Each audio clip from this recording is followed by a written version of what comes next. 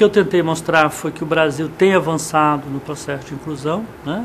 Inclusão social, inclusão econômica, mas tem ainda uma dívida muito grande, o que significa que nós temos uma exclusão ainda muito grande. Então nós temos ainda um conjunto muito grande da população brasileira que está excluído, por exemplo, dos melhores postos de trabalho, tem renda muito baixa e que estão em constante perigos sociais, né? Então estamos avançando, mas a tarefa ainda é muito grande, porque nós temos uma exclusão ainda bastante elevada no Brasil. As políticas sociais brasileiras, né, elas têm um conjunto bastante conhecido, que são essas políticas já de longo prazo, como educação, saúde, previdência, assistência, e nos últimos 10 anos você tem incorporado novos temas importantes, como a questão racial.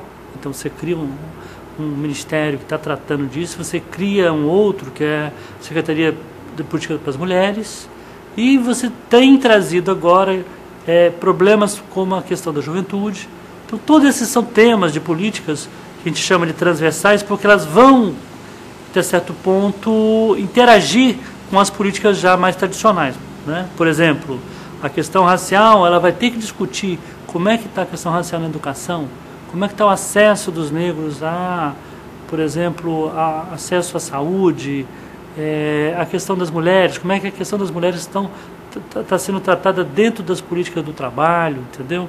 Então é um pouco isso que é uma inovação da política pública brasileira, principalmente nos últimos anos. Logicamente que um conjunto de políticas como esse, né, que envolve, por exemplo, quase 4,7 milhões de trabalhadores, para professores, médicos, advogados, funcionários públicos em geral, entendeu?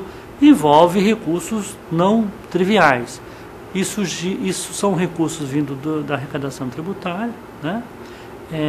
Provenientes de todos os brasileiros. Nós também dissemos que, devido à estrutura tributária brasileira ser muito regressiva, o que significa o seguinte: vem da população brasileira e, infelizmente, grande parte dessas políticas é financiada pela população mais pobre. O que eu tentei também mostrar foi que o Brasil, nos últimos, principalmente na Constituição de 88 para cá, estabeleceu um conjunto de políticas sociais extenso, que demanda recursos públicos, então tem um gasto mais ou menos de quase 1/4 do PIB brasileiro, mas, por outro lado, tem sido um elemento fundamental para a queda da pobreza. Então a pobreza no Brasil, principalmente de 2003 para cá, caiu, e caiu de forma bastante rápida e extensa, mas também caiu a desigualdade, certo? Então, ou seja, são dois elementos fundamentais.